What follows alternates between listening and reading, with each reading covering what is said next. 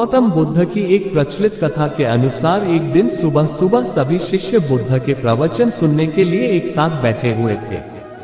कुछ देर बाद बुद्ध अपने साथ एक रस्सी लेकर आए।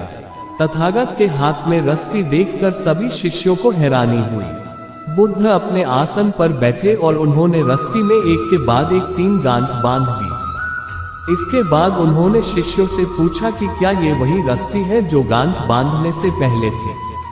इस प्रश्न के जवाब में एक शिष्य ने कहा कि तथागत, इसका उत्तर थोड़ा मुश्किल है। ये हमारे देखने के तरीके पर निर्भर करता है।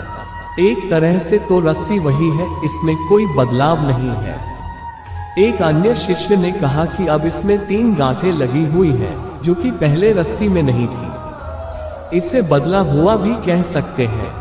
कुछ शिष्यों ने कहा कि वास्तव में मूल रूप से रस्सी वही है, लेकिन बदली हुई दिख है, लेकिन इसका मूल स्वरूप बदला नहीं है। शिष्यों की बात सुनकर बुद्ध ने कहा कि आप सभी सही बोल रहे हैं। अब मैं इन गांठों को खोल देता हूँ। ये बोलकर बुद्ध रस्सी के दोनों सिरों को खींचने लगे।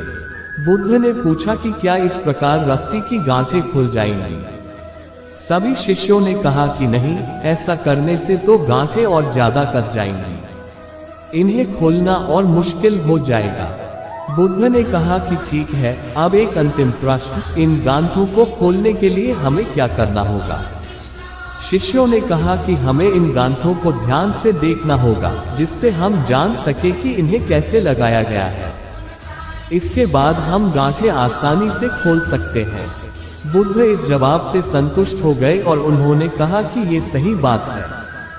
हम परेशानियों में फंसे रहते हैं और बिना कारण जाने ही उनका हल खोजने लगते हैं, जबकि हमें पहले समस्याओं के मूल को समझना चाहिए। जब समस्याओं की वजह समझ आ जाएगी तो उन्हें सुलझाना बहुत ही आसान हो सकता है।